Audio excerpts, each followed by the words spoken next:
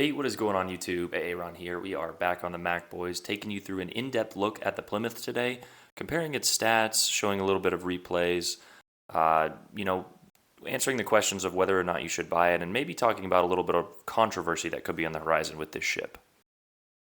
So the first thing I want to do is compare the stats of the Plymouth to the Edinburgh. I saw a lot of people do that in my comments, and while they are two similar ships, they are definitely very different in terms of play style and just overall effectiveness, in my opinion. The first notable difference to me is the guns. The 1652 millimeter 4x4 quad turrets, they're just obliterate targets, as this terrible finds out, unfortunately. He's on the receiving end of 15 penetrations there, or 15 hits out of 16, and he's just gone. Good night. Thanks for playing. Those guns combined with a 5-second reload, 5.7 on our build, and that's without a DPM build really, is pretty much death to any destroyer that gets caught. You couple that with a 9.9 radar, which we'll go over here shortly. It's just insane. The torpedoes, the A defense, maneuverability, concealment are all fairly similar. The Edinburgh gets a few notches in terms of the A defense and maneuverability, but the Plymouth gets an extra torp and a little. It's actually the concealment is exactly the same with the concealment module. So, and here we're going to go ahead and go over the Edinburgh stats if you wanted to compare and contrast. The Edinburgh has 12 152 millimeter caliber guns, and like we said, one less torpedo, a little less survivability, better AA. The maneuverability notch actually goes to the Edinburgh as well, and the same concealment with the concealment module. Now, the area that the Edinburgh does shine is the bow armor. If we'll go to that, you have a 30 millimeter bow compared to the Plymouth's 16 millimeter bow. It should be noted that the 30 millimeter bow of the Edinburgh can bow tank everything except for the Musashi, obviously, and the 457s of the Georgia. So every other battleship at tier 7 and 8 can be bounced by the Edinburgh's bow.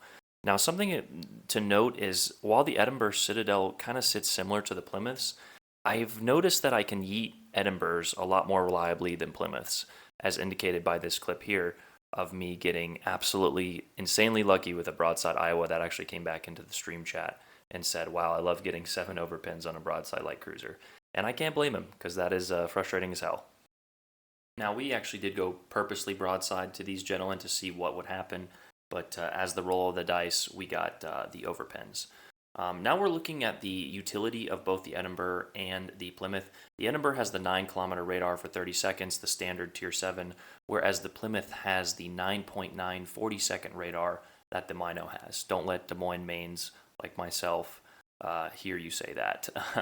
It also, unfortunately, because there's only 4 D-pad options, you have to choose between the smoke and the radar. But honestly, I have really been enjoying the radar build as opposed to the smoke. Although, obviously, the smoke is going to provide you better benefit in terms of cover and utilization of getting out of sticky situations. Here we have the Plymouth Armor, as we mentioned, the 16 millimeter bow, which can be overmatched by every battleship, Azuma and Odin included at 305 millimeter, as well as a fairly low citadel. But like we said, I have yet to get yeeted. Now, that doesn't mean we haven't done some yeeting of our own, as this clip indicates. But for the most part, we've been overpenned in this thing, especially when going broadside. So, as newer players or the experts that are always my teammates, say just go broadside to to enemy cruisers and battleships. The next thing we need to talk about is the cost. The ship on its own is 17,500 doubloons, and according to the PlayStation cutout we have here, that is approximately $70. With the few added doubloons you get from purchasing that much, spending that much money. Now, whether or not that is worth it to you is kind of irrelevant. It's expensive nonetheless. If you're a consenting adult, as you can see here by my reckless expenditure in the past, I'm no one to judge, but all I'm going to say is that is expensive. And in the potential case of a nerf, which we will get into later in this video, you are spending money to potentially have a ship changed, as definitely indicated by the new little disclaimer here in the store. That is something they recently added. Although in the past they could still nerf it, as obviously was the case with the Weimar. So don't feel like they can't nerf any past premiums. That's definitely something they can still do. Next, I want to get into the play style and how strong the ship can be. I'm not going to say overpowered, because people, every time I say overpowered, they they think that community contributors have the utmost pull on the developers and that we're going to get the ship nerfed. No, so we're just going to say the ship is strong. But if you notice the mini map here, our team is all bunched up in one square. We have a lot of those ships on the south side, so we're going to cut back and defend the caps here. We are up on points, but we're down on ships. And like I said, this is just a great example of how strong this ship can be.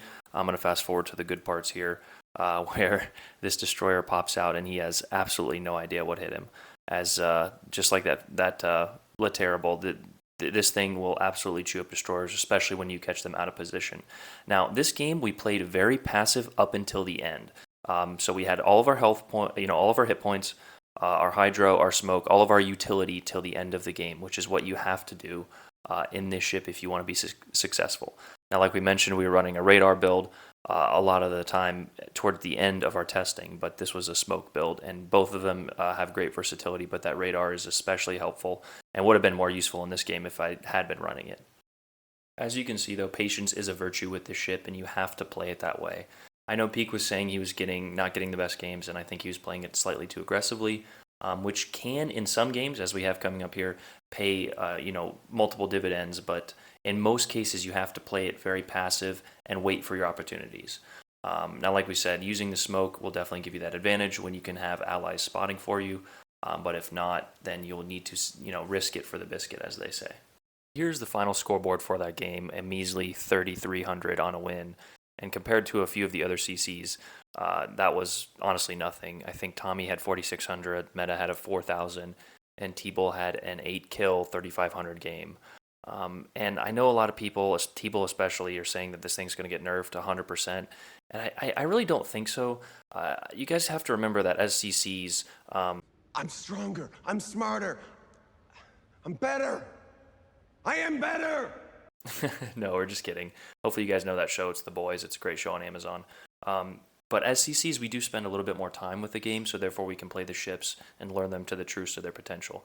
And this one has the potential, as we mentioned, to be a little bit controversial. I really don't think Wargaming is going to nerf this ship. If they do, it's going to create huge outcry.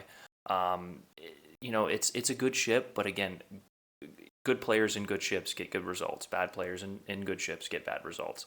It's mostly based on the player.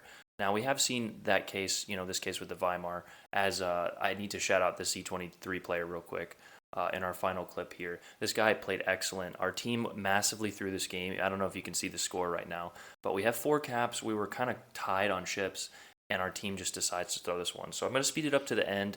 The only interesting part of this game, it really comes at the end, but a huge shout out to this guy. He played it near perfectly. Yeah, so as you can see, our team massively threw this one. We lost all those ships, and now they're getting the capture points. I told the Z to go around the corner and spot, but I didn't realize there was a Wichita over there. So that one's on me. Sorry, dude. But we're defending here, and just one little final warning to the buyer of this ship, if you do decide to buy it, is just be cautious. It could get nerfed. I really don't think it's going to, but I don't want somebody to get it, and then that happens. So this one does have the potential. If there was to be a nerf, it would definitely be this one. And on another point, I don't really think Wargaming does it on purpose. They don't release stupid OP ships on purpose.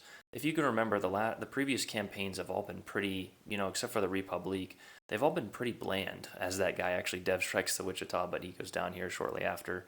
The Belfast, if you remember, the P-Bag, the Flander, those campaigns have all been insanely bland. And they actually just buffed the Belfast. So I don't think Wargaming is some evil entity that is out to take all our money. Like, they're obviously a business trying to make money, but at the end of the day, they're going to, do what they think is best for the game. Now, do they know what's best for the game? I don't think so.